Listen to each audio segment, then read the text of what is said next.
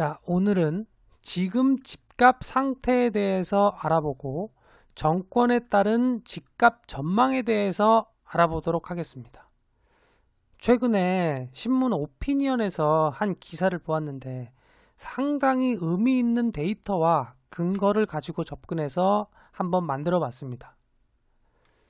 오른쪽에는 지금 집값 상태는 에서 직방 앱 이용자 약 2,000명을 상대로 한 설문입니다.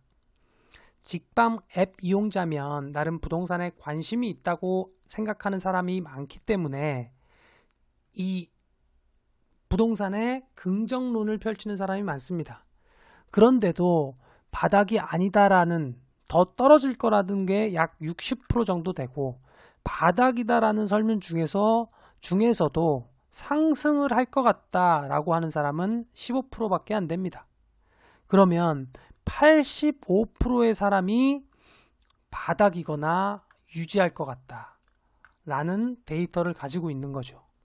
그냥 단순히 데이터일 뿐이야, 뭐 이거 중요하지 않아 라고 생각할 수 있지만 직방 이용자들은 집을 구하는 사람들이 상대적으로 더 많을 겁니다. 그러면 기본적으로 약 85%의 사람들이 집값이 오르지 않을 거라고 생각한다면 그 사람들은 내가 꼭 필요하지 않는 이상 투자로 집을 사는 건 주저할 겁니다. 그러면 자연스럽게 수요가 감소하게 되는 상황에서 집값이 오르기는 쉽지 않을 수도 있습니다. 자, 이렇게 기사에 좌파 정권 때 집을 사는 이유에 대해서 오피니언이 하나 나왔습니다. 박종세 논설위원이라는 분께서 쓴 글인데, 뭐 오피니언이니까 단순히 한 사람의 생각입니다. 근데 그 생각이 데이터나 뭐 근거하는 게 좀 정확하고 의미가 있어서 한번 다뤄보도록 하겠습니다. 이 사람이 이 글을 쓴 근거는 민주당 산하 을지로위원회에서 민주당 재집권 전략 보고서라는 책을 발간했다고 합니다. 그 책을 읽고 나서는 민주당이 다시 집권하면 집값이 또 오를 수 있는 위험이 있겠구나 라는 생각이 들었다고 합니다. 자, 그 이유에 대해서 말씀드리겠습니다. 먼저 노무현 정부, 문재인 정부 하에서 김수현 수석이라는 분이 부동산 정책을 주도했었습니다. 문재인 정권 초기에 부동산 정책 낼 때 노무현 정권 때 부동산 대책의 실패점을 명확하게 알기 때문에 문재인 정부 하에서 정책은 전혀 실패 없이 하겠다, 우린 자신 있다 라고 주장했었습니다. 그런데 결국 지나고 나서 보면 실패했다고 볼 수 있겠죠. 자, 그 실패한 첫 번째 이유에 대해서 말씀드리겠습니다. 우선 첫 번째로 집값은 공급이 키입니다. 모든 시장 가격의 원리는 공급과 수요에 의해서 일어납니다. 공급이 높아지면 당연히 가격이 내려갈 것이고, 수요가 높아지면 당연히 가격이 올라갈 것입니다. 결국 집값은 많은 공급이 좌지우지하고 있습니다. 이거는 많은 사람들이 알고 있습니다. 그러면서 그는 지난 3년간 공급된 주택의 양이 단군 이래 최대 공급량이라고 얘기했습니다. 그런데 왜 집값은 안 잡혔을까요? 그러고 나서 퇴임 직전 문재인 전 대통령은 대규모 공급 대책을 진작에 내놨어야 했다고 후회하고 있습니다. 서로 말이 상충되나요? 왜 상충되지 않습니다. 왜냐하면 문재인 전 대통령은 공급 대책, 즉 핵심 지역의 공급 대책을 내놨어야 했다고 후회하는 것일 겁니다. 김수현 수석은 핵심 지역 말고 총 공급된 주택의 양이 3년간 단군 이래 최대 공급량이라고 얘기한 겁니다. 결론적으로 핵심 지역이 아닌 다른 곳에 백날 주택을 공급해봤자 집값은 잡히지 않는다는 과거의 데이터를 우리는 뽑을 수 있습니다. 자, 두 번째입니다. 좌파 진영은 부동산 매도 차익을 불로소득으로 봅니다.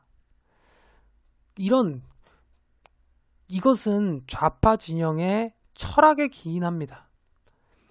부동산에서 발생하는 수익을 불로소득으로 저해하기 때문에 최우선적으로 이를 환수하는 게 사회정의라고 보는 시각입니다. 좌파 진영의 철학은 모두가 잘 사는 세상입니다. 즉, 빈부격차가 없거나 좀 줄어야 된다는 거죠. 이 좌파 진영의 철학을 기인으로 하면 집값은 잡힐 수가 없습니다. 왜냐하면 다음 세 번째 꼭지를 보면서 말씀드리겠습니다. 좌파 진영은 강남 등 재건축에서 발생하는 불로소득을 용납할 수가 없기 때문에 규제를 풀 수가 없습니다. 그러다 보면 핵심 지역의 공급이 일어나지 않습니다. 즉, 강남 등 재건축에서 발생하는 규제를 절대 풀지 않습니다. 빈부격차가 커지니까요. 근데 강남 등 핵심 지역은 유일하게 공급할 수 있는 방법이 재건축입니다. 재건축이 아니면 공급이 불가합니다. 재건축이 해당이 될 수도 있고 재개발이 해당이 될 수도 있습니다. 재개발도 결국엔 토지 소유주가 있으므로 어떤 사람에게 큰 이익이 돌아가겠죠. 그러면 좌파 진영의 철학과 재건축의 규제는 완벽하게 일치하게 됩니다. 근데 재건축 규제를 하지 않으면 집값이 잡히지 않습니다. 그러면 좌파 정권은 자기의 이념을 유지할 것인가, 집값을 잡을 것인가에 대한 매너리즘에 빠지게 됩니다. 그러나 철학을 바꾸는 것은 절대 해서는 안 되겠죠. 그러면 민주당 자체가 흔들리니까. 그렇게 되므로 민주당 정권 하에서는 절대 집값이 잡힐 수 없습니다. 그러면 자연스럽게 핵심 지역의 공급이 불가할 거고요.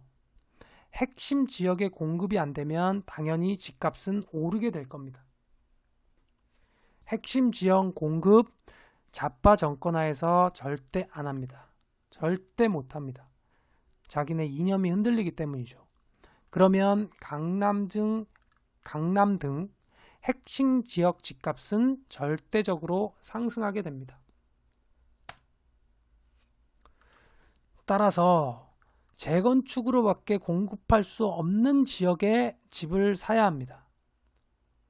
그 조건으로는 좌파 정권이 집권을 해야 하는 거고요. 그러면 재건축 규제로 인해서 집값이 상승할 겁니다. 좌파 정권의 이념상 재건축 규제는 할 수밖에 없습니다. 그렇게 되면 핵심 지역의 집값이 상승할 거고, 요 핵심 지역 강남 주변의 집값이 상승하면 또 규제를 할 거고요. 규제를 하게 되면 풍선 효과로 그 근처 분당, 과천 이런 곳이 또 상승을 할 거고요. 그러면 또 규제를 하고 또 점점 이런 주변 지역 집값이 상승하는 결과를 초래할 수밖에 없습니다. 그것들을 풍선 효과라고 하고요. 요거는 한 개인의 생각이지만 그 데이터와 근거가 상당히 정확하고 주목할 만하여 한번 다뤄보았습니다. 이것 또한 제 개인적인 생각이므로 참고해 주시면 감사하겠습니다.